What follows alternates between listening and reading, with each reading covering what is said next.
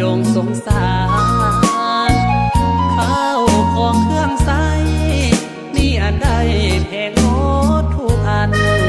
กินข้าวกับแก้วทุกวันเห็นใจกันแด่เด้อเจ้านายข้าวของก็แพงเงินค่าแห้งค่าตับอยากได้เครื่องงามงามเสื้อตัวเดียวก็บ่ได้คันซื้อเสื้อแล้วเงินซื้อข้าวสิเอาอยู่ใส่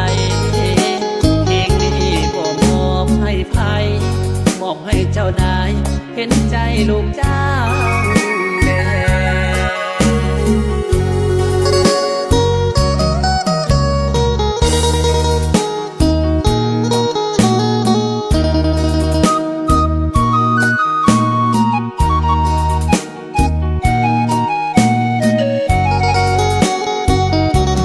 เดือนนี้ขออีกทีได้เด้อหัวหน้าขอเพิ่มเงินเดือนแน่นาหัวหน้าโปรดจงสงสารข้าวของเครื่องใช้นี่อันใดแพงหมดทุกอัน